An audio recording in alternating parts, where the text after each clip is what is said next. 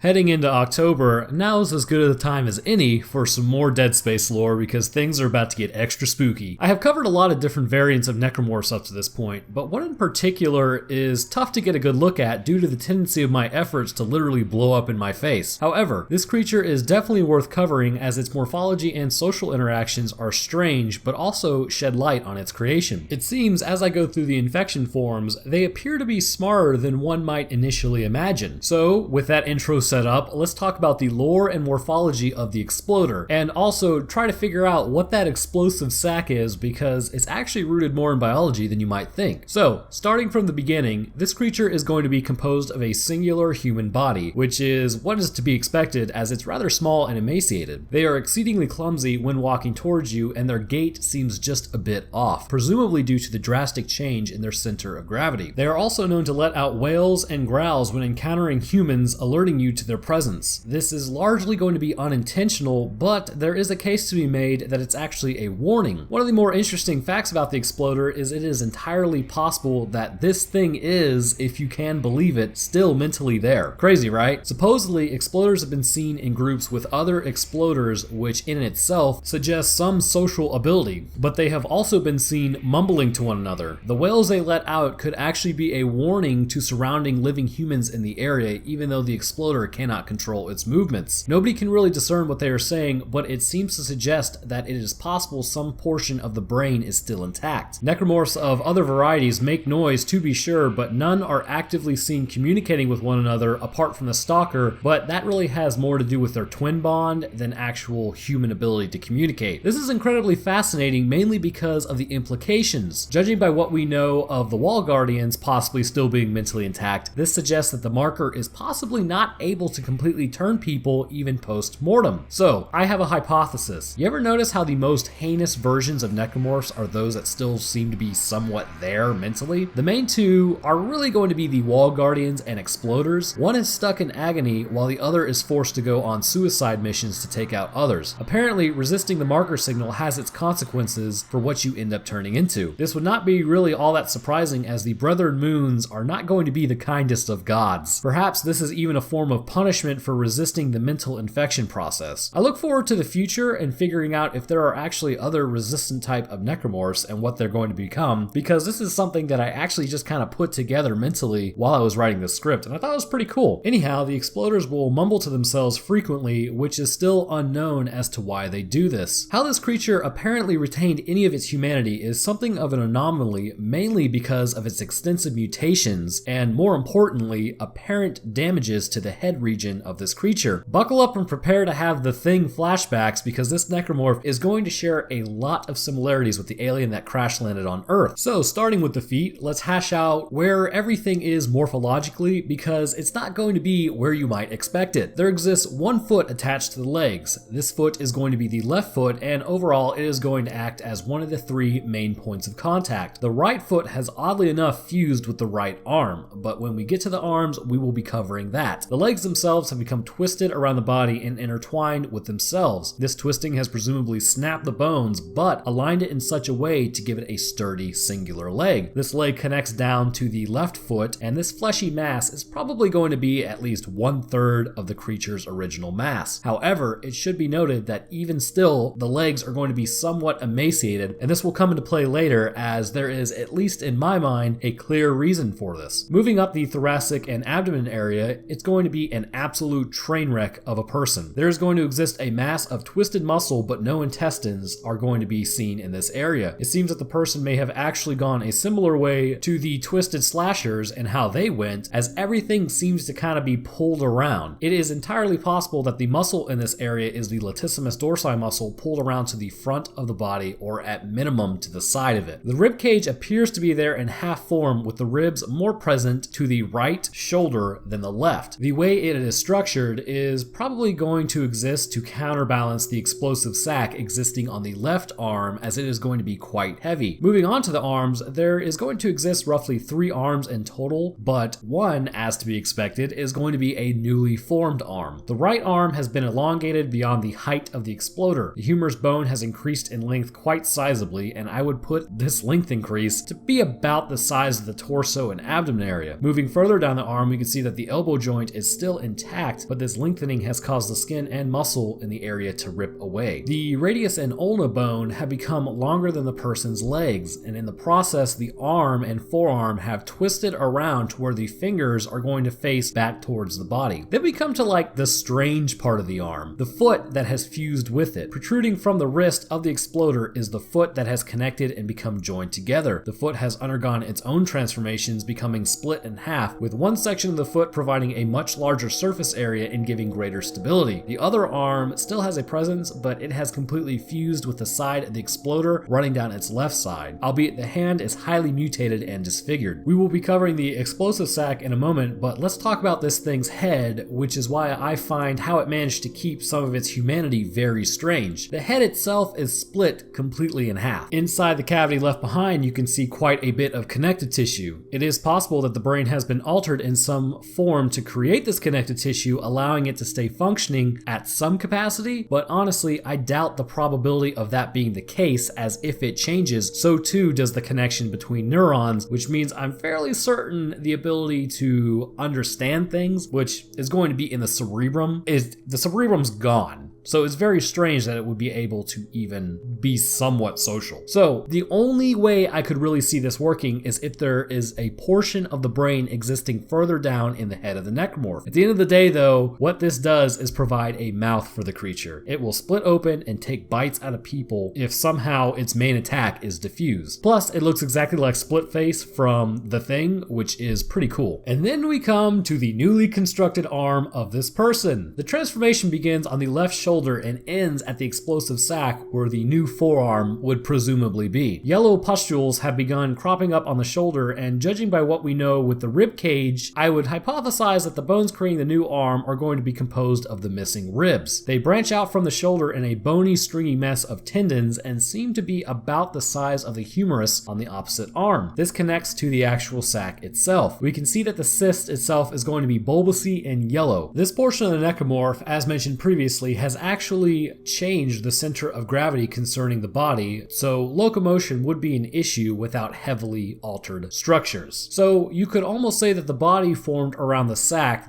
did not form around the body. But apart from morphologically speaking, why does this thing even exist? Well, first and foremost, as many know, this creature comes in slowly, making its way towards you. Once getting within range, it will lift this cyst up and smack the ground. The cyst is extremely sensitive to concussive force and will explode, easily dismembering humans who are not in armor. What I find most interesting about the pouch of organic nastiness is it is entirely possible for this to exist, and judging by the state of the body, I hypothesize this. The cyst is simply the product of natural decomposition of the body. When a dead body undergoes decomposition, many gases are released. Have you ever driven by a dead deer on the side of the road and it looks like it's ready to pop? Well, that, my friend, is the microbes hard at work eating what the immune system is no longer defending against. That's right. Without your immune system, you would begin the decomposition process. Pretty creepy that our entire existence is owed to a few cells eating other cells so that we can survive. But then again, isn't that life itself? Anyhow, when the person specifically started to undergo the decomposition post-mortem, the marker began to rearrange the body. However, decomposition was allowed to continue to a certain degree. This left the Exploder smaller, as it is physically being broken down into carbon dioxide, ammonia, hydrogen sulfide, and methane, along with a host of other gases, but we will focus on the main two specific to the Exploder. Hydrogen sulfide and methane. Both are known to be highly flammable combustibles. This was gathered in the newly formed arm, for the most part creating the explosive cyst we see. I can hear you now though, but Roanoke, if the body was breaking down, wouldn't those combustibles just harmlessly escape into the atmosphere? Under normal circumstances, absolutely. However, in this case, look at the coloring of the cyst. It's yellow, much like how the infector infects people with the yellow fluid. And given what we know about the yellow fluid, it's bacteria specifically controlled by the markers. This bacteria begins breaking down the body to create the cyst, but before it tips over into the realm of non-operational body, it ceases and allows the creature to continue to be able to move. Hypothetically, this also has a dual purpose. If someone survives the explosion but is injured, the yellow liquid would shower the area and this person's wounds, which will then kickstart the transformation process. This transformation could, in theory, also turn them into infectors due to direct exposure with with the yellow liquid. But how is this explosion possible? I have a theory on that as well, as always, right? Everyone knows you need oxygen, a fuel source, and a spark to create a fire or explosion. You take one of those away, it doesn't exist. It's clear a pretty thin membrane surrounds the cyst and keeps oxygen out. Inside the arm itself is more than likely a mechanism for creating a spark. When the exploder slams its arm into the ground, this ruptures the membrane, introducing oxygen into the organic compound. Somewhere within the arm are more than likely substances that rub against one another to create a spark. This is where we see the explosion when all three sources come together. But speaking of turning, what happens if we don't give these guys the respect they deserve? Well, a quick and explosive death awaits you. If an exploder gets close enough to Isaac, it will rupture the cyst membrane, causing an explosion that will create quite a bit of damage. So much so, in fact, that if low enough on health, it will literally blow Isaac apart into pieces. Already dismembered its main attack? Think you're safe? Nope. Remember that connective tissue jaw that I was talking about earlier? While it might not be the most effective attack, it is still quite strong. The exploder will leap at Isaac and bite him, and given the amount of health you have, this could end up dismembering Isaac, killing him in the process. So best to just finish the job and double tap that thing, my friend. So that's a wrap on the exploder. I hope you guys enjoyed the lore and morphology as well as the explanation as to what the arm cyst even is. You may have noticed I stopped using sack halfway through. That word is ripe for parody, and I'm sure I will get quite a few comments on that, so let them come. Jesus Christ. If you guys did like the video, liking helps more than you could possibly know, and I have recently learned what it does. Commenting is also cool as I enjoy the interaction. If you are new here and like the breakdown, I cover lots of different games, so check out some of my other videos to see if you like them. And if you do, subscribing is a great way to keep up with the channel to see if I cover your favorite game. I would drop my Discord, Twitter, and Patreon link in the description. I am also considering making an Instagram, but I'm not sure yet. Anyhow, I would like to thank my awesome patrons. At the Scientist tier, we have Layla Alizarin, and then we got your boy Master BC, and next up we have A. Laurantis. Our residents are going to be Richard Muhlenberg, Alex Parks, and Miscellaneous Militaria. Our geneticists are going to be Andrew Lawson, Divine Whisper, and John Russo. Holding their masters in biology, we have Adam Hartswick, Brian H. Briggs, Cameron Smith, Cody G. Rice, Javier D. Rodriguez, Laffy No Skill, Scott Grant, and the Otterman. And last but not least, with their bachelors in morphological sciences, we have a Hegao Comics, Alex the Gun Guy, Average Soul, Captain Gasmask, Dustin Ellis, Eric Scott Gillies, Joseph Radical, and One Tired Slav. Thank you guys for your continued support. It is much appreciated. Anyhow, next up, I believe